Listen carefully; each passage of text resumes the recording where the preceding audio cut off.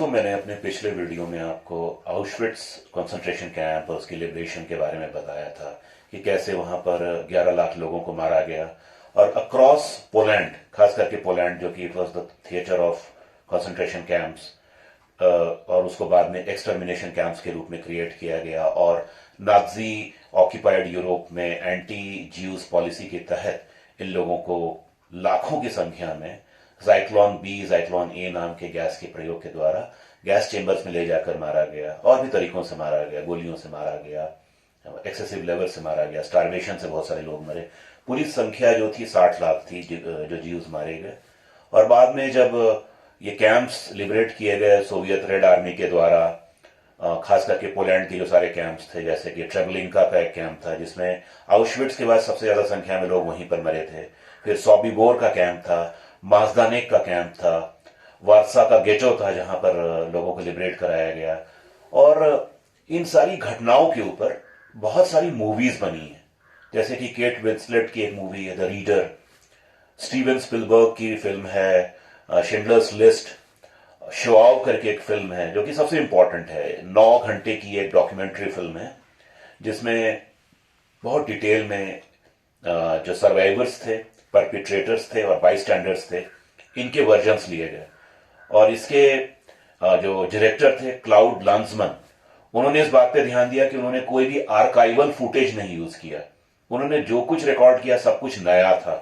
और ये 9 घंटे की पूरी डॉक्यूमेंट्री है और इसमें उन्होंने पूरे डिटेल में ट्रेबलेंका हो, चाहे आउशविट्स हो, चाहे सोबिबोर हो, चाहे वार्सा गेटो हो, चाहे माजदानेक कैंप हो, जहां पर इन कैंप्स को, जिनको कॉन्सेंट्रेशन कैंप्स और एक्सटर्मिनेशन कैंप्स के रूप में इस्तेमाल किया गया लोगों को मारने के लिए, ज्यूस लोगों को मारने के लिए, उसके बारे में बहुत डिटेल्ड पिक्टोरियल एडेप्टेशन किया है उन्होंने। और ये देखने लायक मूवी है। तो आज मैं जो पॉपुलर कल्चर का रिएक्शन है, 60 लाख ज्यूस जो कि मारे गए थे, उसको लेकर जो पॉपुलर कल्चर का रिएक्शन है उसको डिस्कस करूंगा। और साथ में बाद में मैं याद करूंगा कश्मीरी पंडितों के साथ जो हुआ उसका भारत के पॉपुलर कल्चर का क्या रिएक्शन है, इस पर हम लोग बात करेंगे। सर्वाइवर्स का क्या रिएक्शन है, न्यूट्रल बाईस्टैंडर्स का क्या रिएक्शन है, और दोनों पॉइंट ऑफ व्यूज को डिस्कस करूंगा। तो आज मैं 3 फिल्म्स को डिस्कस करूंगा। एक फिल्म जो कि मैंने अभी जिक्र किया, क्लाउड लांसमैन की शोआव, जो कि 9 घंटे की फिल्म है और इसमें आउशविट्स कैंप को कवर किया गया है, ट्रेबलिंका को कवर किया गया है, केल्मनो को कवर किया गया, मेन तो केल्मनो को कवर किया गया है जिसको खूम भी कहते हैं। ये कैंप भी पोलैंड में ही था, क्योंकि across all the sides of Poland जो कि कॉन्सेंट्रेशन कैंप थे उसके ऊपर इस फिल्म का फोकस है। जैसा कि मैंने बताया, माजदानेक, केल्मनो, आउशविट्स, फिर आ जाते हैं वार्सा गेटो, इन सारे कैंप्स को कवर किया गया है। और उसके सर्वाइवर्स के टेस्टिमोनियल्स लिए गए हैं, उनके रिकॉर्डिंग इंटरव्यूज लिए गए हैं, परपिट्रेटर्स की भी ली गई है। ऐसे एक एसएस ऑफिसर का भी रिकॉर्ड लिया गया है जिसने उन कॉन्सेंट्रेशन कैंप्स में यहूदियों को मरते देखा। एक तरह से he was a party to the killings of the Jews in those concentration camp. और बाईस्टैंडर्स का भी वर्जन लिया गया, जिन्होंने किसी के खिलाफ क्राइम नहीं किया और जिनके खिलाफ क्राइम नहीं हुआ, यानी कि जो कि विक्टिम्स भी नहीं थे और जो प्रोसिक्यूटेड भी नहीं थे, लेकिन उन्होंने इन सारी चीजों को होते देखा, यानी कि विटनेसेस, फर्स्ट हैंड विटनेसेस। तो ऐसे 3 तरह के लोगों को लेकर ये 9 घंटे की मूवी है। तो अगर आप रियल में उस हॉरर को समझना चाहते हैं कि जो नाजी जर्मनी ने इन ज्यूज के ऊपर ढाया था, कहर जो ढाया था, उसको समझना चाहते हैं, तो उस मूवी को आप जरूर देखें। उसके बारे में आप जाकर IMDb में उसकी रेटिंग देखें, 8.7 उसकी रेटिंग है। और इस मूवी को, डॉक्यूमेंट्री को आप जरूर देखें। इससे आपके मन में पता चलेगा, आपको समझ में आएगा कि कैसे इन सारी चीजों को इतना नॉर्मलाइज किया गया, जैसे लग रहा था कि कुछ हुआ ही नहीं है और बड़े आराम से चीजें हो रही थी, लोग मारे जा रहे थे। एक इंटरेस्टिंग किस्सा यह है कि रुडोल्फ हॉस का जो परिवार था, उस आउशविट्स कैंप के जस्ट बाहर ही उनका घर था और उस कैंप से धुआं निकलता रहता था और लोगों की चीखें भी घर तक जाती होगी, लेकिन उसके परिवार के लोगों को शायद पता नहीं था या फर्क नहीं पड़ा। यानी कि जो मैं बताना चाह रहा हूं कि कैसे इन कैंप्स को नॉर्मलाइज किया गया जर्मन लाइफ में, जैसे कि इनको मारना तो बहुत जरूरी है, और जैसे कोई सब्जी बोता है, जैसे कोई टीचर होता है, कोई डॉक्टर होता है, कोई इंजीनियर होता है, कोई लॉयर होता है, उसी तरह से कॉन्सेंट्रेशन कैंप्स में, एक्सटर्मिनेशन कैंप्स में लोगों को मारना भी बिल्कुल नॉर्मल है। ऐसा नॉर्मलाइजेशन जो किया गया वो बहुत ही भयावह है। तो पहले हम लोग मतलब समझेंगे कि मैं ऐसा क्यों कह रहा हूं। पहले तो आप देखिए, सबसे पहले जब शोआओ को मैंने आपके साथ डिस्कस किया तो इन सारे कॉन्सेंट्रेशन कैंप्स के जो सर्वाइवर्स भी हैं, बाईस्टैंडर्स भी हैं और परपिट्रेटर्स भी हैं जो कि आज भी जीवित हैं, और उनकी रिकॉर्डिंग, टेस्टिमोनियल्स, इंटरव्यूज इस मूवी में दिखाया गया है। और मैं एग्जाम्पल देना चाहूंगा कि कैसे आउशविट्स जो कैंप है उसके बाहर जो फ्रंट गेट है उसमें लिखा हुआ है अर्बाइट मार्क्ड फ्राई, अर्बाइट मार्क्ड फ्राई, which means work sets you free, यानी कि कर्म ही आपको आजाद करता है। सुनने में कितना अच्छा लगता है, लेकिन उन कैंप्स के अंदर क्या हो रहा था, वो किस तरह का कर्म हो रहा था, रुडोल्फ हेस क्या कर रहा था, किसके इशारों पे कर रहा था। एडोल्फ आइकमन जो है ट्रांसपोर्ट करता था ज्यूज प्रिजनर्स को, रुडोल्फ हेस मारता था ज़ाइक्लोन बी का यूज करके उन गैस चैम्बर्स में, चाहे वो ट्रेबलिंका हो चाहे यहां हो, अलग अलग जगह पे अलग अलग लोग थे। और ये सब लोग किसके अंडर काम करते थे, एसएस का जो चीफ था, शुटस्टाफे का जो चीफ था हेनरिक हिमलर, जो कि हिटलर के बाद दूसरा सबसे महत्वपूर्ण व्यक्ति था। और इस सारा ये माहौल यहूदियों के खिलाफ कहां से क्रिएट किया गया था, न्यूरेमबर्ग जो इन्होंने लॉ क्रिएट किया था वहां से किया था। और साथ में रिनॉर्ड आइट्रिच नाम के एक आदमी ने, जो कि कॉन्फ्रेंस की थी मॉन्शी ने, उसने 20 जनवरी 1942 को यह थियरी दी थी, the final solution to the Jews question. और 1992 में 20 जनवरी के दिन जहां पर यह कॉन्फ्रेंस हुआ था उसको पब्लिक मेमोरी के लिए ओपन कर दिया गया, एक होलोकॉस्ट मेमोरियल के रूप में ओपन कर दिया गया। और पिछले वीडियो में जैसे मैंने आपको बताया था कि आउशविट्स कैंप की जो लिबरेशन हुई थी वो 27 जनवरी 1945 को हुई थी, तो अभी कुछ दिन पहले उसकी 80वीं जयंती मनाई गई। तो आज भी होलोकॉस्ट रिमेम्बरेंस डे के रूप में इसको मनाते ही हैं निश्चित रूप से, और होलोकॉस्ट का मतलब होता है सैक्रिफाइस बाय फायर। लेकिन किस तरह से यहूदियों को मारा गया और कैसे उस 6 साल के दौरान 1939 से लेकर 1945 के बीच में किलिंग ऑफ यहूदीज, द किलिंग ऑफ ज्यूज और their discrimination against them, segregation of them, apartheid against them was normalised by the German government and the people. लोग भी इस चीज को एक्सेप्ट कर रहे थे, क्योंकि जो लोग मार रहे थे वो इसको बहुत वो बढ़ा चढ़ाकर बोल रहे थे। इवन न्यूरेमबर्ग ट्रायल के दौरान भी लोगों ने बताया कि हाँ ऐसी मौतें हुई, हमने मारा। और लोग हेनरिक हिमलर की नजर में ऊंचा उठने के लिए, जो कि एसएस का हेड था और हिटलर के बाद नंबर 2 था पूरी नाजी जर्मनी, नाजी पार्टी का, तो उसकी नजर में ऊंचा उठने के लिए, अपनी तरक्की के लिए भी उन्होंने ये तरीके अपनाए। और ये पढ़े लिखे लोग थे, विद्वान लोग थे, और साइंस के बैकग्राउंड के थे, लिटरेचर के बैकग्राउंड के थे, साइकोलॉजी के, फिलॉसफी के बैकग्राउंड के थे। फिर भी इन लोगों ने ये सारे काम किए, कुकर्म किए, ये मानव के खिलाफ, मानव समाज के खिलाफ ये अपराध किए। तो जो पहली फिल्म मैंने आपको बताई शोआओ, उसका मैंने भी आपको जिक्र किया, 9 घंटे की डॉक्यूमेंट्री, उसको आप जरूर देखिए। दूसरी एक फिल्म है सोफीज चॉइस। इस फिल्म को क्रिटिसाइज भी किया गया है क्योंकि इसमें जो सर्वाइवर है वो जीव नहीं है।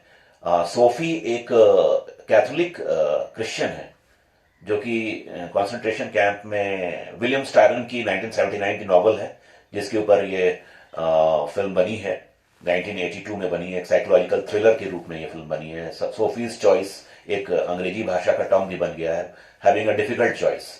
जैसे कि हॉब्सन्स चॉइस एक एग्जांपल है, उसी तरह से सोफीज चॉइस वर्ड का मतलब होता है हैविंग अ डिफिकल्ट चॉइस। तो सोफी जब कंसंट्रेशन कैंप में जाती है तो उसके बेटे और बेटी के बीच में उसको चॉइस दिया जाता है कि किसको वो मरने देगी। तो वो अपनी बेटी को चुनती है और उसकी बेटी को गैस चैम्बर में ले जाकर मार दिया जाता है। लेकिन यहां पर वो एक यहूदी नहीं है, बल्कि वो एक कैथोलिक लेडी है।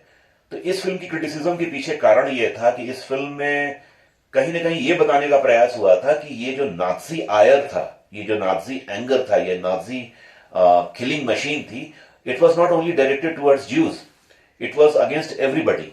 तो जो ज्यूज वर्ल्ड है, जो ज्यूज इंटेलिजेंसिया है, उसने इसका बहुत विरोध किया, क्योंकि बिल्कुल हम देख भी पाते हैं कि 60 लाख लोग जो यहूदी मरे, ये सेलेक्टिव किलिंग तो थी ही बिल्कुल, कि यहूदियों को ही टारगेट किया गया।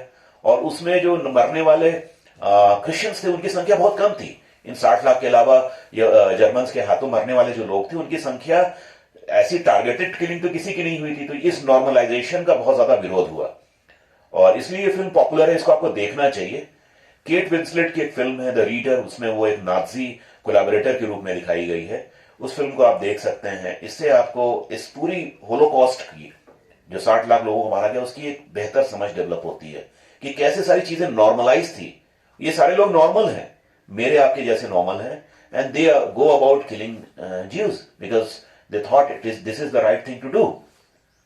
और ये जहर किसने बोया, मैंने पहले ही आपको बताया था, गोएबल्स ने इस जहर को बोया था। उस जहर को खाद पानी सब कुछ देकर किसने तैयार किया, उसका भी नाम मैंने बताया था, रेनॉल्ड आइट्रिच। और ऑफ कोर्स हिटलर तो जो था ही, उसी की ये सारी चीजें थी। और न्यूरेमबर्ग की जो लॉज बने और जिसका final solution crime and retribution अगर हम देखें तो न्यूरेमबर्ग ट्रायल में जाकर हुआ, और कैसे एडल्फ आइकमैन को खोजकर मारा गया बाद में मोसाद के द्वारा 1960 के दशक में अर्जेंटीना से पकड़ के। वो सारी कहानी हम लोग पढ़ते हैं। लेकिन 60 लाख लोगों को मारने को जो जस्टिफाई करने की बातें हैं बहुत दिनों तक चलती रही। बहुत ज्यादा इसको लेकर जितना होपला एंड हाइप होना चाहिए था, जो फ्यूरोर होना चाहिए था दुनिया में, उतना शायद नहीं हुआ। और इसके पीछे कहीं ना कहीं आप देखेंगे तो जो इंग्लिश लिटरेचर है, एक बहुत पॉपुलर प्ले है विलियम शेक्सपियर का, द मर्चेंट ऑफ वेनिस, उसमें भी हम लोग देखते हैं जो शाइलॉक है ज्यू है और वो विलन है। तो ज्यूज को विलनाइज करने का, उनको विलन के रूप में दिखाने का, उनको नेगेटिव लाइट में दिखाने का चलन वेस्टर्न कल्चर में रहा है, जिसका खामियाजा उन्होंने भुगता। उसी तरह से जब ये डिपिक्शंस की हम लोग बात कर रहे हैं तो एक और मूवी का मैं जिक्र करूंगा, शिंडलर्स लिस्ट, जिसमें एमोन गेट करके जो कमांडेंट है अपने कैंप में लोगों को मारता है। उस कैंप का नाम था क्रैकोव प्लाउस्जो कंसंट्रेशन कैंप, जिसमें 30,000 से ज्यादा लोग मरे थे। और इसमें दिखाया गया कि कैसे ऑस्कर शिंडलर, जो कि एक जर्मन है, वो 1100 यहूदियों की जान बचाता है अपना पैसा यूज करके, घूस देकर। एसएस के जो कि शुड स्टाफ है, जो वहां की पैरामिलिशिया थी, उसको घूस देकर उनकी जान बचाता है। और उसमें दिखाया कि उसमें एक रोल प्ले किया है, कि जीव अकाउंटेंट का रोल प्ले किया है बेन किंग्सले ने, जो कि इस काम में उनकी मदद करता है। और ये कहानी वैसे में सत्य है, और ऑस्कर शिंडलर ने वाकई लोगों को बचाया था। लेकिन इस फिल्म को भी क्रिटिसाइज इसलिए किया जाता है कि कहीं ना कहीं विक्टिम जीव है, लेकिन हीरो कोई क्रिश्चियन है या जर्मन है। कहीं भी कहानी में आप जीव को इंपावर नहीं करते हैं। जीव को आप बताते हैं कि वो विक्टिम है, लेकिन बहुत सारे उसको बचाने वाले भी थे। तो ये भी एक तरह की अपॉलॉजी थी रेस्ट ऑफ द वर्ल्ड की, कि नहीं ऐसा नहीं कि जर्मन सिर्फ जीव्स के प्रति खराब थे, बल्कि वो तो खराब ही थे। लेकिन सत्य यह है कि जर्मन्स ने उस समय की जर्मनी में सिलेक्टेड टारगेटेड किलिंग्स हुई जीव्स की, इसलिए 60 लाख यहूदियों की जान गई। और चाहे वो शोआउ डॉक्यूमेंट्री हो, जिसमें ट्रेवलिंग का, मास्दानेक, ऑल्शविट्स, वार्साघेटो, इन सब का जिक्र हुआ है। और उसमें कैसे सर्वाइवर्स, बाईस्टैंडर्स और विक्टिम्स सबकी, सर्वाइवर्स, बाईस्टैंडर्स एंड परपिट्रेटर्स सबके टेस्टिमोनियल्स लिए गए हैं। ये तो एक पक्ष है ही। और ये तीनों फिल्में आपको देखनी चाहिए। और ऐसी बहुत सारी किताबें हैं, उनका भी मैं आपको जिक्र करूंगा, जैसे कि the diary of a young girl Anne Frank की। वो भी बेसन एक कंसंट्रेशन कैंप था, वो आउशविट्ज से उसको ट्रांसफर किया गया था और उसकी डेथ हुई थी 1944 में। इसकी कहानी बड़ी पॉपुलर और पॉइगनेंट है। कक्षा 9 के बच्चे, सीबीएसई स्कूलों में पढ़ने वाले बच्चों ने ये कहानी पढ़ी होगी। अगर नहीं पढ़ी है तो ऑब्वियसली आप ये एक ऐसी कहानी आपको पढ़नी चाहिए, diary of a young girl, the diary of a young girl by Anne Frank. वो भी एक ज्यूश कंसंट्रेशन कैंप सर्वाइवर थी। और ऐसे ही कुछ और लिटरेचर क्रिएट हुए हैं, जैसे विक्टर फ्रैंकल। विक्टर फ्रैंकल की किताब है मैन सर्च फॉर मीनिंग। ये तो कालजयी किताब है, इसे सभी को पढ़नी चाहिए। ये एक साइकोलॉजिस्ट थे जो कि आउशविट्ज कंसंट्रेशन कैंप में थे, और उन्होंने साइकोलॉजी में लोगोथेरेपी जैसी नई चीज इंट्रोड्यूस की। और उस कैंप में रहते हुए वो कैसे जिंदा रह पाए, और जीवन को जीने का जो रहस्य है, कैसे man search for meaning. Meaning for what? Meaning for only survival? It's finding meaning in hope कि एक दिन मैं यहां से निकलूंगा, या फिर मैं एक नई जिंदगी की शुरुआत कर पाऊंगा। इसके परे भी जीवन हो सकता है, इस कैंप के परे भी जीवन हो सकता है, अगर मैं बच गया तो वो किताब बहुत इंपॉर्टेंट है, ये वाली man search for meaning, Viktor Frankl की। इसको हर किसी को पढ़ना चाहिए, बच्चे से लेकर बूढ़े से लेकर सभी को पढ़ना चाहिए। और प्रीमो लेवी की एक बुक है if this is a man, ये भी आउशविट्स कॉन्सेंट्रेशन कैंप के सर्वाइवर थे, इन्होंने भी अपने अनुभवों को लिखा है इन सारी किताबों में। और एली विजल की एक और किताब है, एली विजल की किताब है नाइट। इसमें भी इन सारे सर्वाइवर्स की जो भी मेमोआर्स हैं, संस्मरण हैं, उसमें दे आर नॉट इम्बिटर्ड, वो बहुत ज्यादा एंगर या फ्रस्ट्रेशन में नहीं दिख रहे हैं, बल्कि they are making an analysis of the situation they faced. और विक्टर फ्रैंकल तो यहां तक कहते हैं कि सारे यहूदी अच्छे थे, ऐसा भी नहीं था उन कैंप्स में रहने वाले, और सारे के सारे जो एसएस शिफ्ट स्टाफ है, जो पैरा मिलिशिया के लोग थे जो कि इनको मार रहे थे, वो सारे के सारे बुरे थे, ये भी जरूरी नहीं था। तो he was trying to making a point, he was trying to bring home the point that not an entire community could be painted black, neither an entire community could be painted white. यानी कि कोई community पूरी तरह से अच्छी या कोई community पूरी तरह से अच्छी बुरी नहीं हो सकती, बल्कि ये तो व्यक्ति विशेष पर निर्भर करता है कि वो कैसी सोच और कैसी भावना और कैसे संस्कार के साथ जीवन में आगे बढ़ता है। इन सब के अलावा बहुत ज्यादा काम हुआ है होलोकॉस्ट के ऊपर, चाहे वो मूवीज हों, चाहे फिल्में हों। और पॉपुलर कल्चर में अगर आप देखें तो नाज़ी जो इन्वेजन है और कैसे उन्होंने आर्टिफैक्ट्स को, आर्ट के आर्टिफैक्ट्स को चुराया, और वो एक फिल्म है the monuments man, inglorious bastard, escape to victory, ये सारी फिल्में भी Nazi occupied some parts of Europe, concentration camps, prison camps, और वहां से एस्केप की कहानियां और गाथा कहते हैं। तो पॉपुलर लिटरेचर में बहुत काम हुआ है। तो मुख्य जो तीन फिल्में हैं मैं जिनका जिक्र करना चाह रहा था, विलियम स्टायरन की लिखी नॉवल के ऊपर जो फिल्म बनी है सोफीज चॉइस, और क्रैको जो कि पोलैंड में एक शहर है और वहां पे पास जगह प्लास्चाओ, वहां का जो कंसंट्रेशन कैंप है, जिसके ऊपर एमोन गेट जो कमांडेंट था, जिसने वहां पर बार्बरिज्म की सारी हदें पार की थी, और ऑस्कर शिंडर ने लोगों को बचाया था। शिंडर्स लिस्ट जो फिल्म है, जो कि स्टीवन स्पिलबर्ग की बनाई हुई है, और जो सबसे इंपॉर्टेंट है वो है शोआओ, 9 घंटे की एक डॉक्यूमेंट्री है जो कि सारे पोलैंड के कंसंट्रेशन कैंप्स के साइट्स को एक्सप्लोर करता है और तीनों बाई स्टैंडर्ड्स का टेस्टिमनीज लेता है, उधर विक्टिम्स का भी लेता है और साथ में परपिट्रेटर्स का भी लेता है। तो ये बहुत ही डिटेल्ड लिटरेचर है, और मोशन पिक्चर में या पॉपुलर कल्चर में ऐसा बहुत सारा मटेरियल है। इसको पढ़ने से हम लोग क्या सीख सकते हैं, हम भारतीय क्या सीख सकते हैं, मैं इस पर आना चाह रहा था। आप सभी को पता है कि 19 जनवरी 1990 के दिन कश्मीर में क्या हुआ। वहाँ 19 जनवरी 1990 से लेकर 25 जनवरी 1990 के बीच में कश्मीरी पंडितों का माइग्रेशन हुआ। उसको माइग्रेशन कहे, एक्सोडस कहें, पलायन कहें, डिस्प्लेसमेंट कहें, तो मैं तो वर्ड चूज करूंगा डिस्प्लेसमेंट, क्योंकि वो माइग्रेट अपनी इच्छा से नहीं हुए, उनको वहां से डिस्प्लेस किया गया वहां की बहुसंख्यक आबादी के द्वारा दिए गए धमकियों की वजह से। इसके पीछे बहुत सारे कारण बताए जाते हैं, बहुत सारे हिस्टोरिकल रीजंस बताए जाते हैं। अपनी किताब माई फ्रोजन टर्ब्यूलेंस इन कश्मीर में जगमोहन ने अपनी अलग कहानी कही है, जिसमें उन्होंने बहुत हद तक उस समय की डिस्पेंसेशन को जिम्मेदार ठहराया। वो गवर्नर थे उस समय कश्मीर के, जम्मू कश्मीर के गवर्नर थे, और उन्होंने कहा, उन्होंने अपने तरीके से अपनी बात कही है उसमें। जो मुस्लिम वर्जन है या कश्मीरी मुस्लिम वर्जन है, बशारत पीर की कर्फ्यू नाइट में हम लोग देखते हैं, उस पार्ट को हम लोग पढ़ते हैं। और जो कश्मीरी पंडित वर्जन है उसके ऊपर भी एक किताब है जो कि आप सब पढ़ सकते हैं, our moon has blood clots by Rahul Pandita. और उनकी इस किताब का कुछ हिस्सा जो है विधु विनोद चोपड़ा की जो कश्मीरियों पर बनी फिल्म थी उसमें लिया गया है। और अभी रिसेंट में एक फिल्म आई थी कश्मीर फाइल्स, जिसको लेके बहुत विवाद हुआ कि उसमें बहुत हिस्टोरिकल इनएक्यूरेसी है।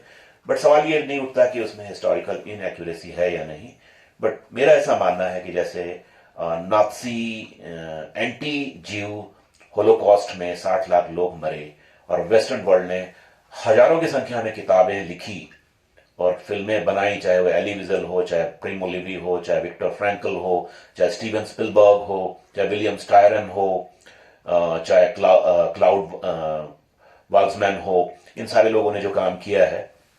उस सब के अलावा हमारे यहाँ कश्मीरी एक्सोडस को लेकर बहुत कम काम हुआ है, हिस्टोरिकल अकाउंट कम है, पब्लिक डोमेन में कम है, यानी कि उसके ऊपर रिसर्च कम है, जिससे हम और इस तरह की घटनाओं के ऊपर काम कम हुआ है, क्योंकि कश्मीरी पंडितों का एक्सोडस एक बार नहीं, दो बार नहीं, तीन बार नहीं, चार बार नहीं, पांच बार नहीं, छह बार नहीं, सात बार हुआ है.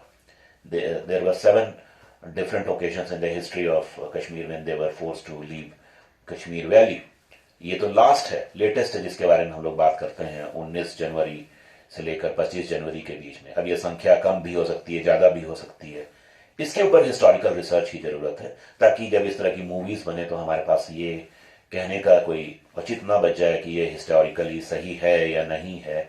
इस पर काम कम हुआ है, क्योंकि कश्मीर को जब भी हम लोग देखते हैं तो राज तरंगणी जो किताब थी उसके माध्यम से देखते हैं. कुछ काम कश्मीरी पंडित एक हुए हैं, जियालाल कल्लाम उन्होंने किया है, और शेख अब्दुल्ला की अपनी जीवनी है, आतिश चिनार. लेकिन ये सारी जो अकाउंट्स हैं ये तो एक टाइम फ्रेम में फ्रोजन है. रिसेंट के टाइम में जो किताबें लिखी गई हैं उसमें कहीं ना कहीं अभी और ज्यादा काम होने की जरूरत है, और लोगों को एग्जैक्टली बताने की जरूरत है कि एग्जैक्टली क्या हुआ और कहां से शुरू हुआ.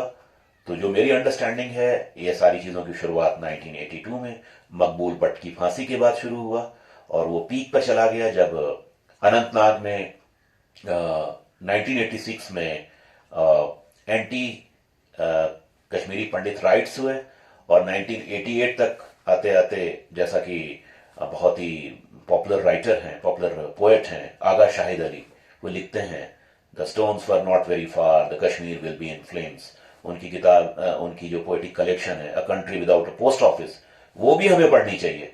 कश्मीरी एक्सोडस और कश्मीरी पंडित का एक कश्मीरी मुस्लिम के जीवन में क्या भूमिका हो सकती है.